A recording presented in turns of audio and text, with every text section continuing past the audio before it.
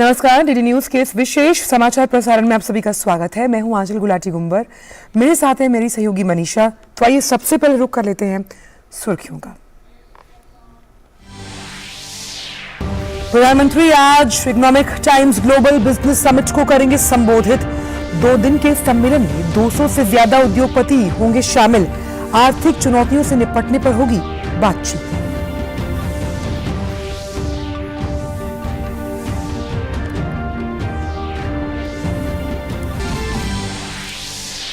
सत्ताईस फरवरी को मेघालय और नागालैंड में होने वाले चुनाव के लिए प्रचार अभियान में तेजी। आज मेघालय में भी कई अहम रैलियां, जिसमें गृह मंत्री अमित शाह करेंगे जनता को संबोधित।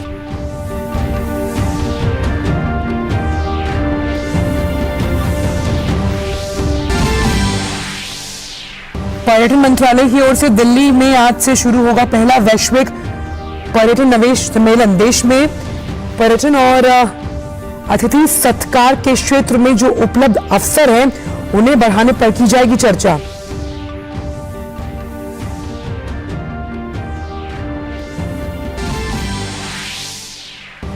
हिंदी महाकुंभ होगा विश्व हिंदी सम्मेलन का मंच। फिजी में आयोजित हिंदी सम्मेलन के समापन समारोह में विदेश मंत्री एस जयशंकर ने जताई उम्मीद। कहा, हिंदी के प्रचार प्रसार के लिए वैश्विक नेटवर्क का मंच बनेगा सम्मेलन।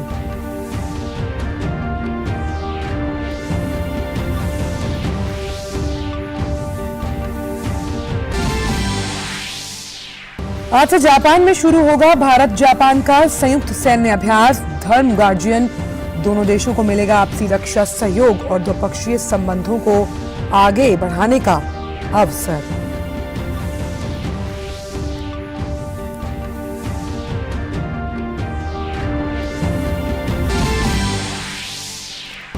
जासूसी गुब्बारे पर अमेरिकी राष्ट्रपति का ताजा बयान। कहा, गुब्बारे को मार गिराने के लिए कोई अफसोस नहीं, लेकिन चीन के साथ नहीं चाहते कोई नया शीत युद्ध। चीन के राष्ट्रपति ने जताई बातचीत की उम्मीद।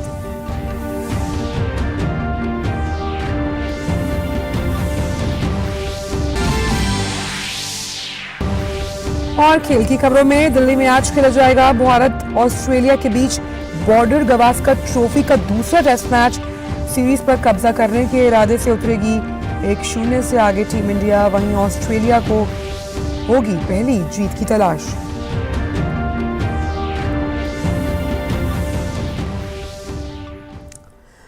और आइए अब रुक कर लेते हैं सभी खबरों का विस्तार के साथ। तो प्रधानमंत्री नरेंद्र मोदी आज दिल्ली में economic times global business summit को करेंगे संबोधित। ग्लोबल बिजनेस समिट 2023 की थीम मजबूती, प्रभाव, प्रभुत्व यानी रेजिलियंस, इन्फ्लुएंस, डोमिनेंस है। इस वैश्विक व्यापारिक शिखर सम्मेलन की मेजबानी हर साल टाइम्स ग्रुप द्वारा की जाती है। सम्मेलन ऐसे विचारों को, नीति निर्माताओं और शिक्षाविदों और कॉरपोरेट प्रमुखों को एक साझा मंच पर साथ लाएगा, जो प्रमुख आर्थिक चुनौतियों का समाधान प्रदान करना चाहते हैं। इस शिखर सम्मेलन में 40 सत्रों में 200 से अधिक बिजनेस लीडर अपनी बात रखेंगे।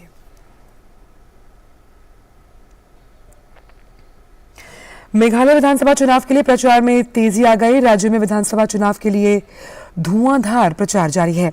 सभी राजनीतिक दल मतदाताओं को लुभाने में कोई कोर कसर नहीं छोड़ रहे।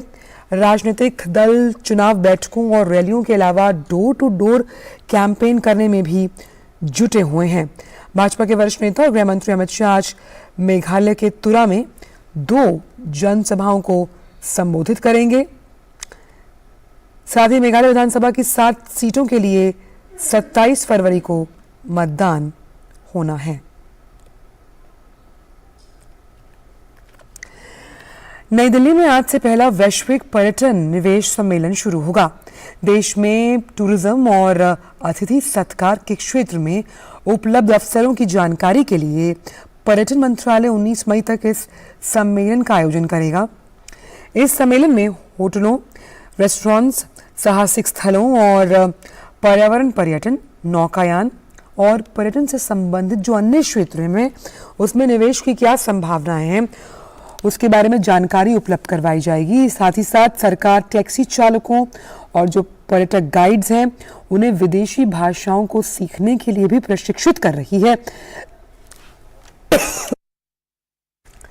ताकि विदेशी पर्यटक देश की जो गौरवशाली संस्कृति है उसे समझ पाएं।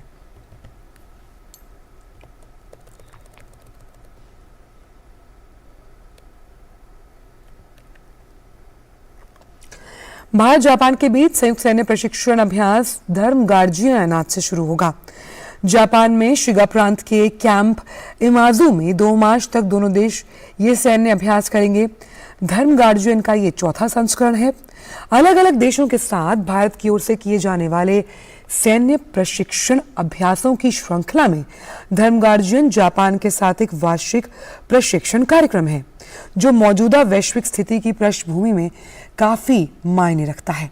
अभ्यास के दौरान दोनों देशों के सैन्यकर्मी संयुक्त योजना बनाने, संयुक्त सामरिक अभ्यास, एकीकृत निगरानी ग्रिड स्थापित करने की मूल बातों को साझा करेंगे। धर्म गार्जियन भारतीय सेना और जापानी ग्राउंड सेल्फ डिफेंस फोर्सेस के बीच रक्षा सहयोग के स्तर को और बढ़ाएगा। इससे दोनों देशों के बीच द्विपक्षीय संबंधों को और बढ़ावा मिलेगा।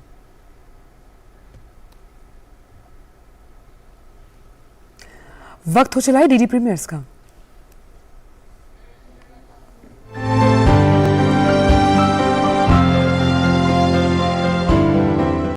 नमस्कार, डीडी प्रीमियर्स देख रहे हैं आप और आपके साथ मैं हूं शहला निगार। अपने इस खास प्रोग्राम में हम बात करते हैं दूरदर्शन के विभिन्न नेटवर्क्स पर प्रसारित होने वाले शानदार धारावाहिकों की। सबसे पहले बात करेंगे धारावाहिक कॉर्पोरेट सरपंच की। इस धारावाहिक में आज आप देखेंगे कि यशिका कीर्ति को गुड न्यूज देती है कि स्कूल का अप्रूवल हो गया है। इधर कीर्ति सरपंच के निर्णय से खुश होकर उन्हें धन्यवाद देती है। गुड न्यूज है, लेकिन तुम गेस करो, गुड न्यूज है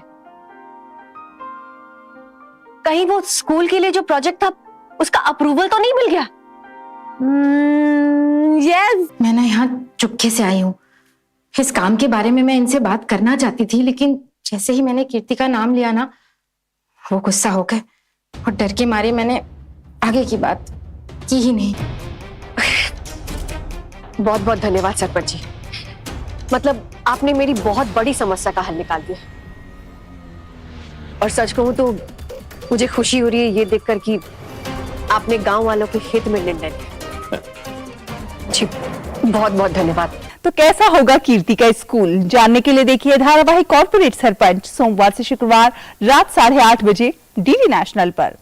और धारावाहिक लाल रेखा में आज आप देखेंगे कि लाल को संगठन मुक्ति वाहिनी में प्रशिक्षण देने की जिम्मेदारी रेखा को दी जाती है। इधर गांव के कुछ लोगों को अंग्रेज कैद कर लेते हैं। रेखा, अब ये तुम्हारी जिम्मेदारी है इसको विशेष प्रशिक्षण देकर इसको तैयार करने की। जरूर जिद्द। मुझे आप लोगों की बातों से याद आया कि इंसान को अभ्यास में रहना जरूरी है और इससे अच्छा मौका हमें कभी नहीं मिलेगा। उठ, चल ताला खोल। कौन हो तुम लोग? चाबी दो। चाबी मेरे पास नहीं है। तो चाबी निकाल देंगे, गोली चलाओ। चाबी मेरे पास नहीं है। चाबी निकाल। देता हूँ चाबी देता हूँ। जल्दी निकालो, निकल जाएंगे। तो अब आगे क्या होगा जानने के लिए देखिए धारावाहिक लाल रेखा सोमवार से शुक्रवार रात 9:30 बजे डीडी नेशनल पर। तो दूरदर्शन के विभिन्न नेटवर्क्स पर प्रसारित होने वाले इन शानदार धारावाहिकों का आप उठाते रहिए आनंद। हमें दीजिए अनुमति। नमस्कार।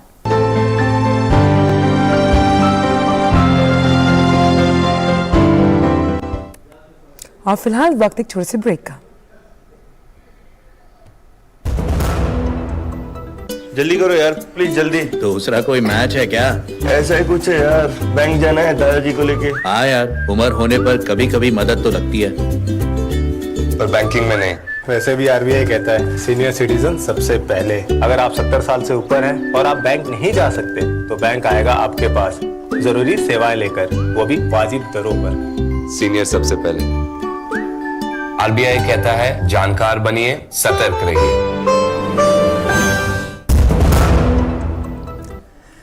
ब्रेक के बाद सभी का स्वागत। रुक करते हैं अब अंतर्राष्ट्रीय खबरों का। फिजी में चल रहा 12वां हिंदी विश्व सम्मेलन का समापन हो गया। इस समारोह में शामिल विदेश मंत्री डॉक्टर एस जयशंकर ने कहा कि ये सम्मेलन हिंदी का महाकुंभ होगा जहां दुनिया के लोग आएंगे। ये हिंदी के विषय में एक वैश्विक नेटवर्क का मंच बनेगा। विदेश मंत्री ने यह भी कहा कि हमें ये सम्मेलन एक बार भारत और एक बार विदेश में करना चाहिए और इस तरह करना चाहिए जो भी दुनिया में हिंदी प्रेमी है और हिंदी को आगे बढ़ाना चाहते हैं उन्हें बेहतरीन अवसर मिले। विदेश मंत्री ने कहा कि फिजी के राष्ट्रपति विलियम कोटो निवेरे ने उन्हें बताया कि उन्होंने कई हिंदी फिल्में देखी हैं और हिंदी फिल्मों का उन पर गहरा प्रभाव है। अमेरिकी राष्ट्रपति जो बाइडेन ने अपने ताजा बयान में कहा कि उन्हें जासूसी गुब्बारे को मार गिराने को लेकर कोई अफसोस नहीं है।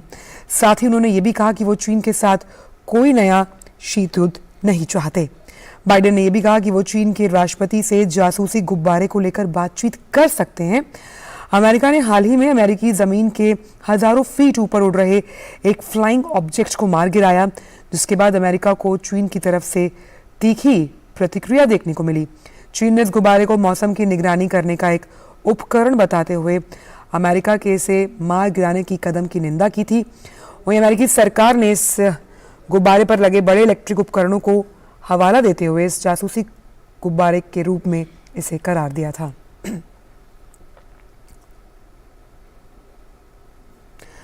और बात दुनिया के सबसे लंबे रिवर क्रूज गंगा विलास की, जिसने बांग्लादेश की यात्रा पूरी कर ली। क्रूज के सदस्यों ने अपनी यात्रा के दौरान बांग्लादेश के कई ऐतिहासिक स्थलों का दौरा किया